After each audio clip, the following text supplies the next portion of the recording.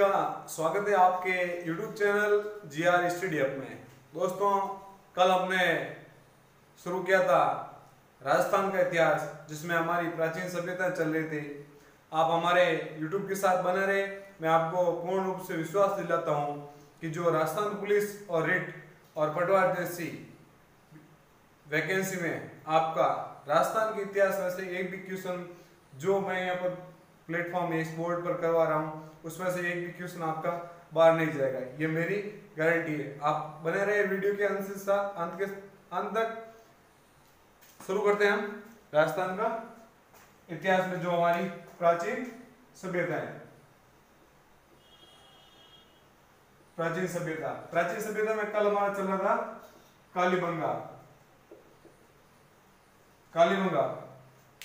कालीबंगा की खोज किसने की, इसका उत्खनन कैसे हुआ था, और ये स्वतंत्र भारत की जो प्रथम पुरातात्विक स्थल था ये कालीबंगा वर्तमान में कहां पर है? हनुमानगढ़ जिले में। किस नदी के किनारे? गगर नदी के किनारे। इस नदी को नट नदी, मृत नदी और सरस्वती नदी के नाम से भी हम जाने जाते हैं। कालीबंगा कहाँ है? हनुमानगढ़ जिला जो है राजस्थान में। इसकी खोज 1952 किसने की थी? अमलानंद घोष ने। उसके बाद इस कालीबंगा का उत्खनन कब होता है? 1962 से 69 के बीच में। अब इसमें और आगे क्या क्या चीजें, इसकी जो विशेषताएं हैं, कल हमने इसका विशेषताओं के बारे में पढ़ा था कि यहाँ सड़कें समकालीन रूप से काटती हैं। जो मकान थे वो मुख्य सड़क की ओर ना खुलते, उसके जो दरवाजे पीछे की ओर खुलते थे। जो नालियां, यहाँ से हम शुरू करेंगे। नालियां जो बनी हुई थी, ये सड़क है और ये हमारे मकान हो गए।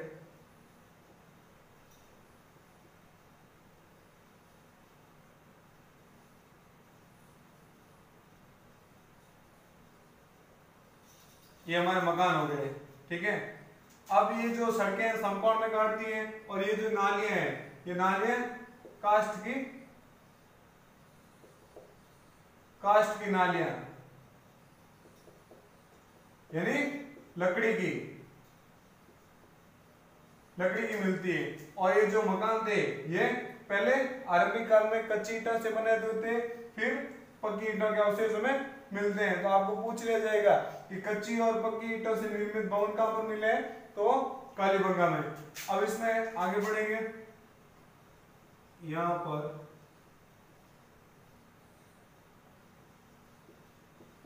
भूकंप के साक्ष्य एकमात्र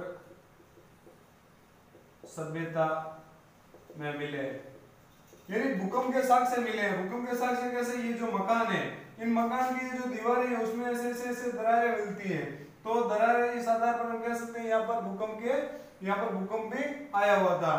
फिर दूसरी चीज, भूकंप आने के साक्ष्य बता दिए। फिर यहां पर एक साथ दो फसलें की खेती की जाती थी, यानी एकमात्र स्थल ऐसा है जहां पर एक साथ दो फसलें की खेती की जाती है। वो फसलें थी, एक तो जौ व गेहूं, ये दोनों फसलें थी, इनको एक साथ बोते थे यहाँ के लोग। फिर एकमात्र स्थान जहां से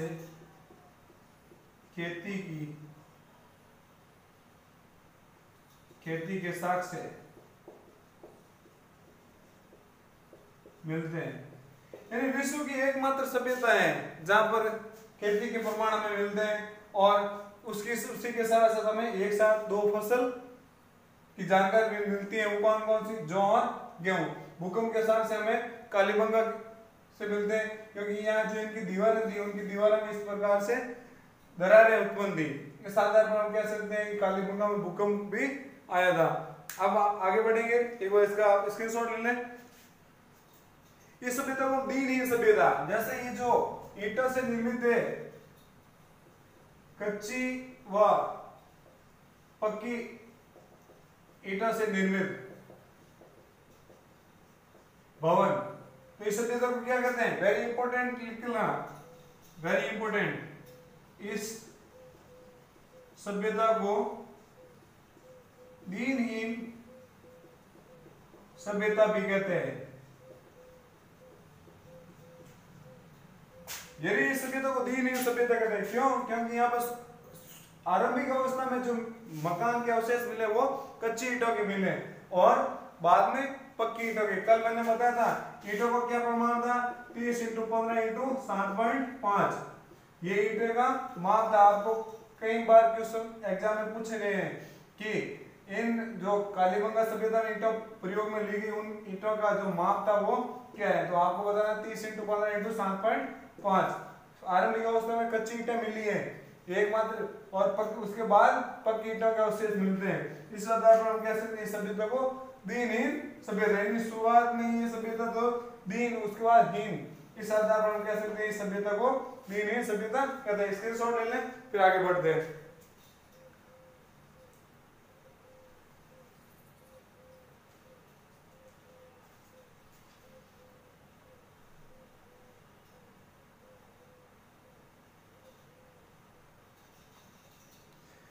फिर हम एक साथ दो फसलों के प्रमाण हमें मिल गए हैं, उसके बाद अग्निवेदिकाएं मिलती हैं।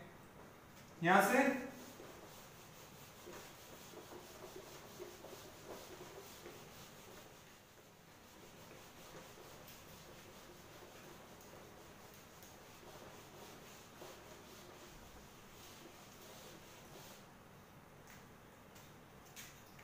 कालीबंगा से अग्नि वेदिकाएं के प्रमाण, अग्नि वेदिकाएं के प्रमाण मिलते हैं हमें। तो हम इस आधार पर कहते हैं कि बलि प्रथा का प्रचलन था। आपको पूछ लिया जाएगा कि अग्नि वेदिकाओं के प्रमाण कहां से मिले हैं, तो कालीबंगा से।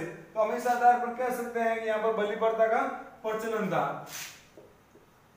कुत्ता इनका प्रिय जानवर था।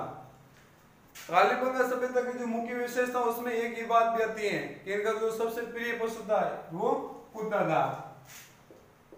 यह सभ्यता नगरीय सभ्यता कहलाती है, यानी जो कुत्ता इनका प्रिय जानवर था। इसके बाद ये जो सभ्यता है वो नगरीय सभ्यता जो प्राचीन नगरों में से एक है। यहां से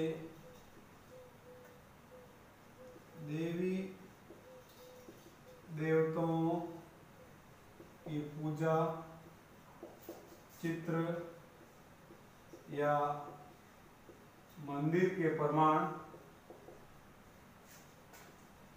नहीं मिलते हैं, यानी यहाँ पर अग्नि वेदिकाओं के प्रमाण मिलते हैं। तो इस आधार पर हम कह सकते हैं कि बलि प्रथा का प्रचलन था। लेकिन आपको पूछ लिया जाएगा किस सभ्यता के अंतर्गत देवी देवताओं के प्रमाण नहीं मिलते हैं, तो आपको यह बताना है कालीबंगा सभ्यता के अंतर्गत देवी देवताओं के प्रमाण नहीं मिलते हैं। स्क्रीनशॉट ले लें। इसके बाद आगे बढ़ेंगे।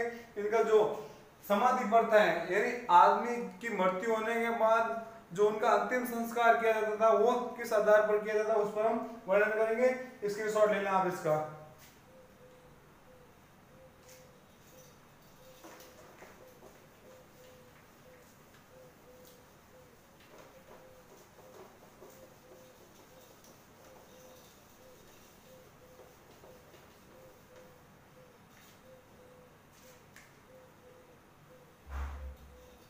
समाधिकरण व्यक्ति की मृत्यु के पश्चात 3 प्रकार से उसका अंतिम संस्कार किया जाता था। यानी कालीबंगा सभ्यता के अंदर लोग किसी व्यक्ति की मृत्यु हो जाती थी तो उसके बाद उस व्यक्ति का अंतिम संस्कार हम तीन प्रकार के प्रमाण हमारे सामने आते हैं। कौन कौन से? पहला, दूसरा, तीसरा। पहला, ये जो ऐसा एक अंडाकार एक खड्डा खोदा जाता था, ठीक है, और उसमें व्यक्ति का जो सर है ये उत्तर दिशा में और इसके जो पांव है वो दक्षिण दिशा में, और इसका जो ये सर है इसे ऊपर की ओर रखा जाता था। यानी सबसे पहले एक गड्ढा अंडाकार खड्डा होता था, उसमें व्यक्ति का जो सर है ऊपर रखते थे उत्तर दिशा में और जो पांव थे वो दक्षिण दिशा में। दूसरा आता है इसमें ऐसा ये खड्डा होता था जिसमें इस व्यक्ति को मतलब उनकी जो हड्डियां जो अवशेष थे, या ऐसे कह सकते हैं कि व्यक्ति की मृत्यु के बाद उसको जंगलों में ऐसे ही उसका शव को छोड़ दिया जाता था। जो कीड़े मकोड़े या जंगली जानवरों को खाने के बाद जो हड्डियों के अवशेष बचते थे उनको इकट्ठा करके उनको इस टाइप से इकट्ठा करके जमीन में गाड़ दिया जाता था। तीसरा आता है,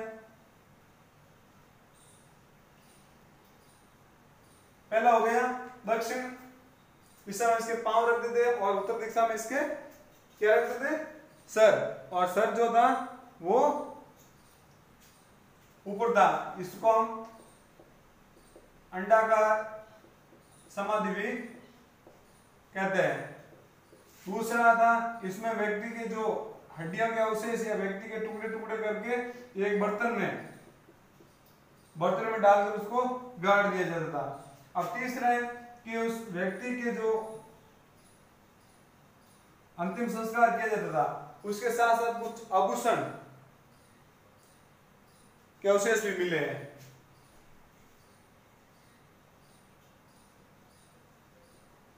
आभूषणों के अवशेष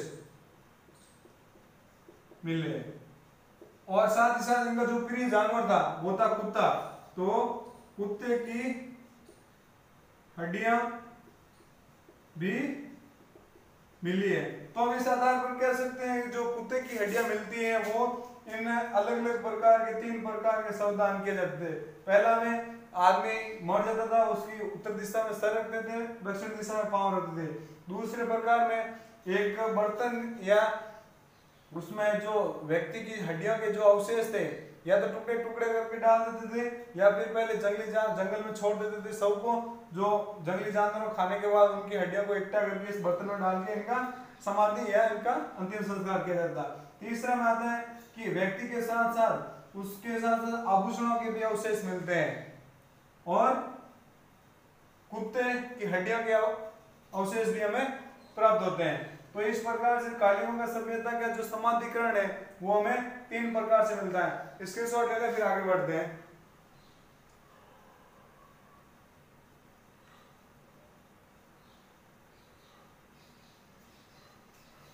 अब कालीबंगा सभ्यता के यहां मिलता है, एक हमें स्वास्तिक का चिन्ह मिलता है।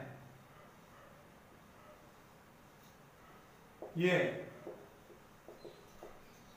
स्वास्तिक का चिन्ह, यानी कालीबंगा सभ्यता से आपको कई बार पूछा गया, आप याद रखना एग्जाम में बहुत इंपॉर्टेंट है कि स्वास्तिक का चिन्ह कहां से मिलता है, तो वो मिलता है कालीबंगा सभ्यता से। क्यों? क्योंकि ये लोग वास्तु दोष की जानकारी रखते थे।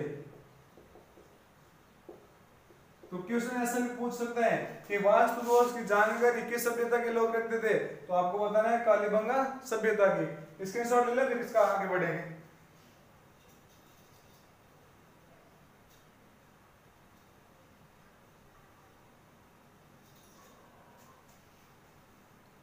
देखो, समाधिकरण व्यक्ति की मृत्यु के पश्चात उनका अंतिम संस्कार किया जाता था, वो तीन प्रकार से था।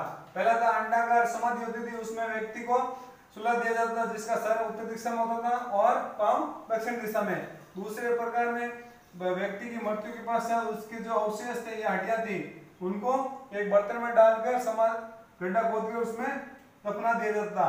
तीसरे में कि व्यक्ति के साथ साथ उसके आभूषण और कुत्ते के अवशेष मिले तो ऐसा कहा जाता है कि कुत्ते को भी उसके साथ दफनाया जाता था। फिर कालीबंगा में हमें मिलता है एक स्वास्तिक का चिन्ह, उस स्वास्तिक इसका आधार पर कहते हैं ये लोग रखते हैं। अब इसमें आगे बढ़ेंगे हम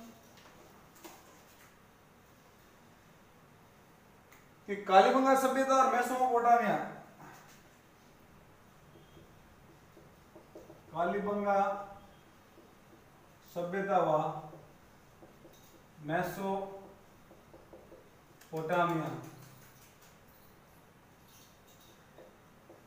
ये सभ्यता जो ये दोनों समकालीन थी, समकालीन सभ्यता है, क्योंकि यहां पर भी बेलनाकार के बर्तन मिलते हैं और यहां भी बेलनाकार के, बेलनाकार बर्तन मिलते हैं। आपको मैंने पहले ही बताया था कालीबंगा सभ्यता मेसोपोटामिया सभ्यता के समकालीन है, क्योंकि यहाँ से जो बर्तन मिले हैं वही के वही बर्तन मेसोपोटामिया से मिलते हैं। तो इन दोनों के बीच व्यापार होता था। तो व्यापार के माध्यम से एक हमें जग मिलता है ऐसा,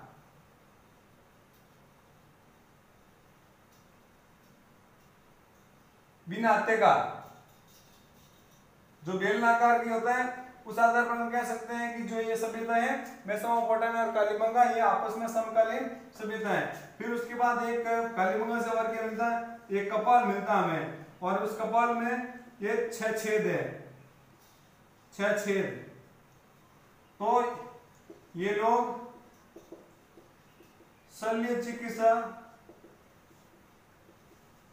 की जानकारी रखते हैं।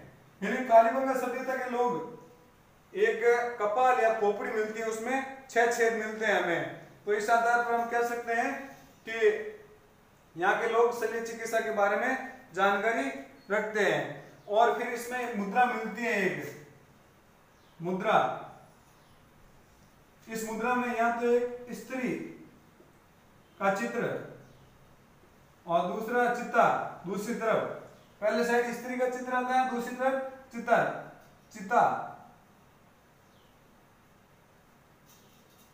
ये चिता। तो इस आधार पर कहते हैं परिवार या समाज मात्र सतात्मकता, यानी स्त्री का चित्र मिलता है एक मुद्रा के ऊपर और दूसरी तरफ चित्ते का यानी बाघ का। तो हम कह सकते हैं जो परिवार या समाज था वो मात्र सत्तात्मक परिवार था। इसके बाद और हमें क्या मिलता है कि सिंधु सभ्यता की तीसरी राजधानी से कहते हैं कालीबंगा को, सिंधु सभ्यता की तीसरी राजधानी कहते हैं। कालीबंगा सभ्यता को हम सिंधु घाटी सभ्यता की तीसरी राजधानी भी कहते हैं। एक बार इसका आप स्क्रीनशॉट ले लें और साथ ही साथ आप नोट्स बनाते रहें। मध्य एशिया के साथ इसका व्यापार भी संबंध है।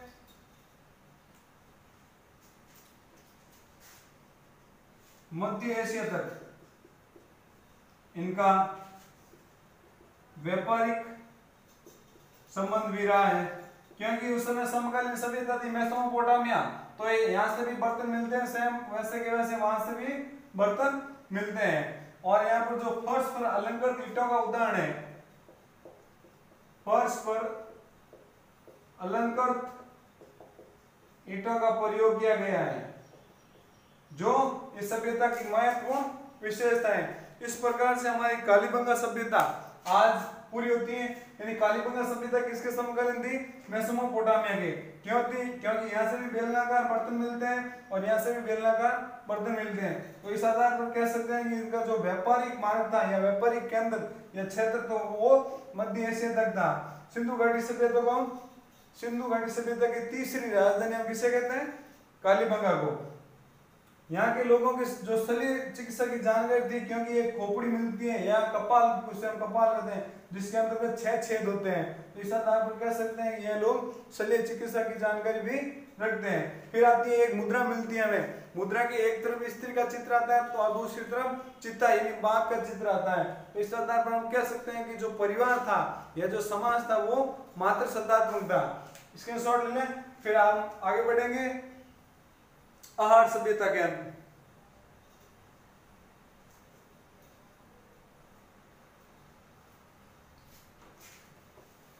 अब हमारी नेक्स्ट राजस्थान की इंपोर्टेंट सभ्यता है वो है आहार सभ्यता। आहार वर्तमान में कहां पर है? उदयपुर में। किस नदी के किनारे है? बनास नदी के किनारे। बनास नदी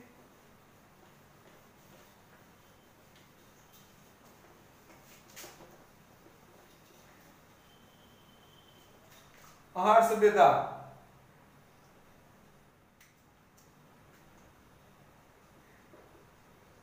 आहार सभ्यता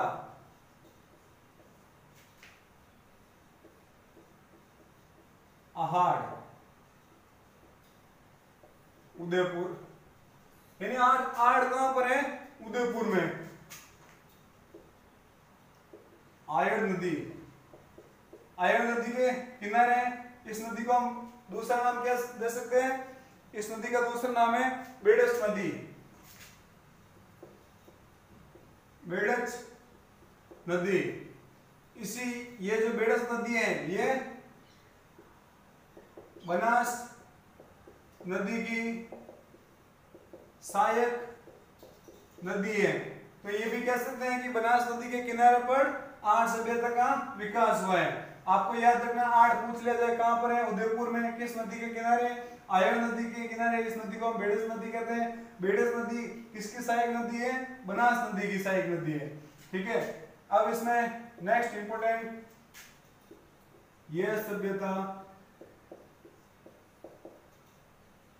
ताम्रयुगीन सभ्यता है या तांबे के अवशेष मिले हैं। यह सभ्यता ताम्रकालीन सभ्यता के अवशेष हैं।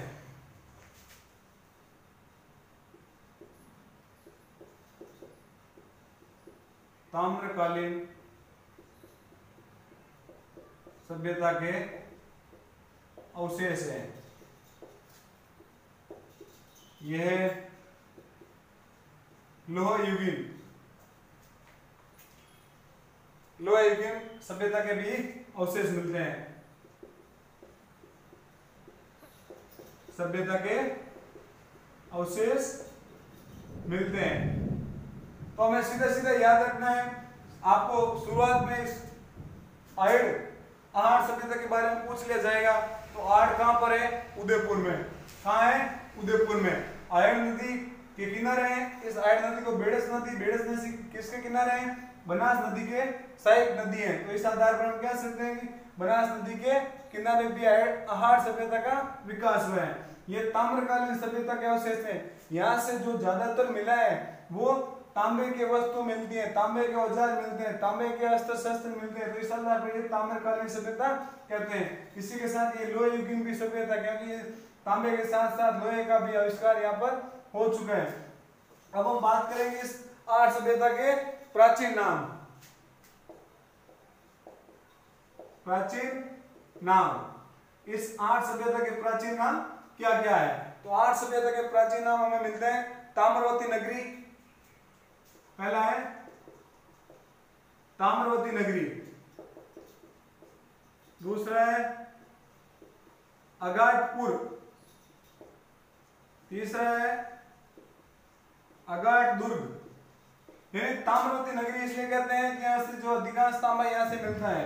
फिर अगाटपुर एक स्थान है जो चित्तौड़गढ़ के आसपास है, चित्तौड़गढ़ और उदयपुर के आसपास, तो इसको हम अगाटपुर भी कहते थे। और वहां एक दुर्ग निर्मित है, उस दुर्ग को हम अगाट दुर्ग भी कहते हैं। इस सभ्यता का हम उपनाम पढ़ेंगे कि इसके उपनाम क्या है।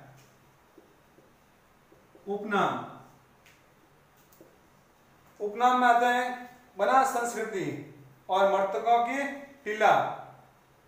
बनास संस्कृति या आहार संस्कृति। बनास संस्कृति या आहार संस्कृति। और यहां पर इसे मृतकों का टीला भी कहते हैं। यानी इसको बना संस्कृति और आ संस्कृति इसके उपनाम है, और इसको मृतकों का टीला भी कहते हैं, ये इसके उपनाम मिलते हैं। और इस बना संस्कृति या आ संस्कृति इसका नाम दिया है धीरजलाल। जो आहार सभ्यता है उसका उपनाम बना संस्कृति या आर्ट संस्कृति नाम दिया है धीरजलाल सांकलिया ने। किसने दिया? धीरजलाल सांकलिया ने। आपको पूछ लिया जाएगा एग्जाम में कि बना संस्कृति या इस आहार सभ्यता को बना संस्कृति या आर्ट संस्कृति किससे कहा था, तो आपको बताना है धीरजलाल सांकलिया ने। इसे मृतकों का टीला भी कहते हैं। एक बार इसका आप स्क्रीनशॉट ले लें, फिर आगे बढ़ेंगे।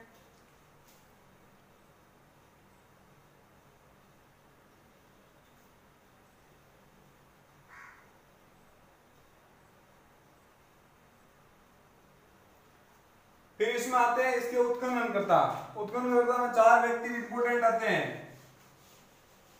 धीरजलाल सांकलिया ने क्या था, इसको बना संस्कृति नाम दिया या आहार संस्कृति।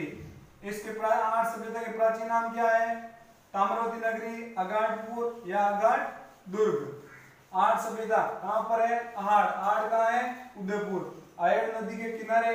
इस नदी को बेड़स नदी, और बेड़स नदी किसकी सहायक नदी है?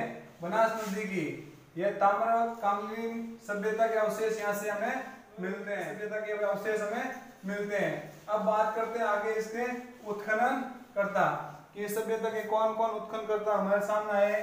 तो 4 उत्खनन करता हमारे सामने आते हैं। वेरी इंपोर्टेंट है वो 4 ही, हम एक एक का उल्लेख करेंगे। सबसे पहला आता है पंडित अक्षय कीर्तिपाल व्यास। उत्खनन करता पंडित अक्षय कीर्तिपाल व्यास।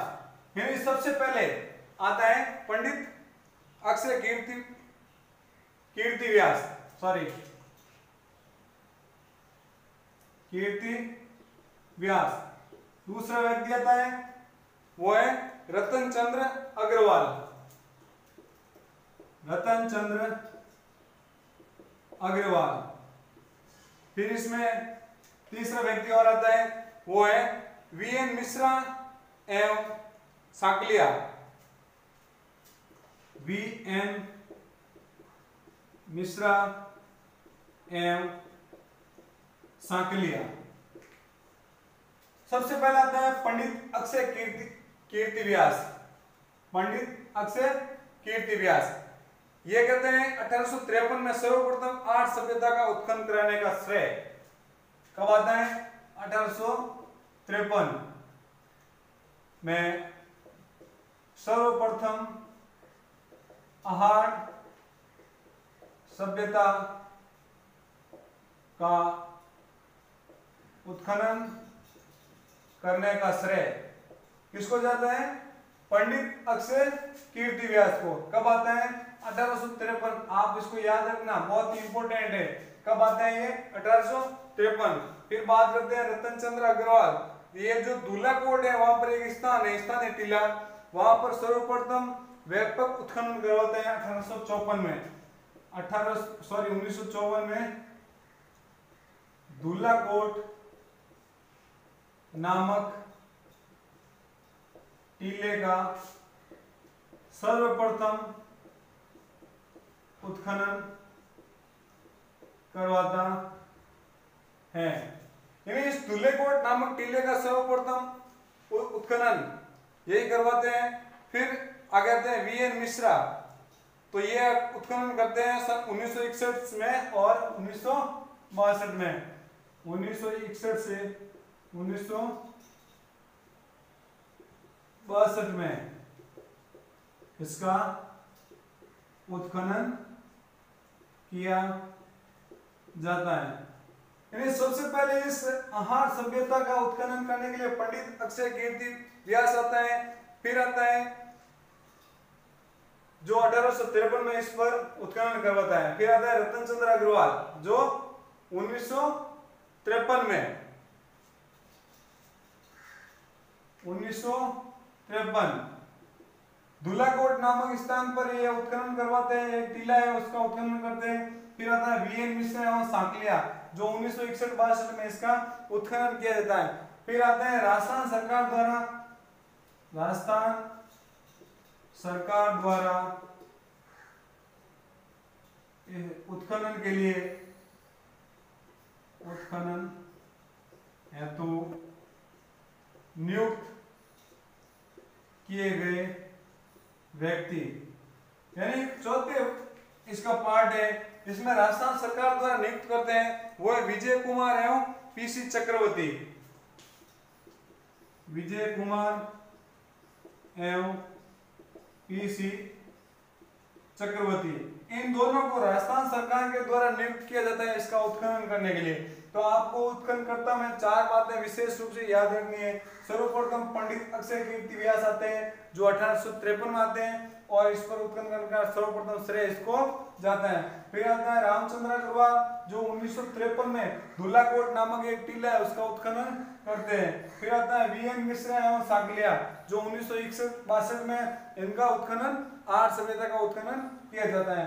फिर आते हैं राजस्थान सरकार के द्वारा स्थापित व्यक्ति कौन कौन है, आपको पूछ लिया जाएगा कि आर्य सभ्यता को उत्खनन करने के लिए राजस्थान सरकार द्वारा निम्न में से किन किन व्यक्तियों को नियुक्त किए गए हैं। तो आपको बताना है विजय कुमार और पीसी चक्रवर्ती को।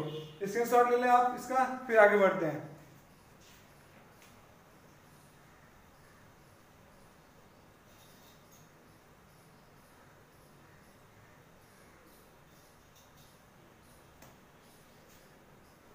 दोस्तों आज की क्लास हम यही समाप्त कर रहे हैं। आप बने रहे हमारे साथ वीडियो के अंत तक। हमेशा डेली टू डेली राजस्थान का इतिहास जो विशेष रूप से राजस्थान पुलिस रिट और पटवार के लिए रामबाण साबित होने वाली औषधि है। मैं आपको गारंटी के साथ कहता हूं कि जो इस प्लेटफॉर्म पर सारी बातें आपको बताऊंगा उसमें से आपको एक भी क्वेश्चन बाहर नहीं जाने दूंगा।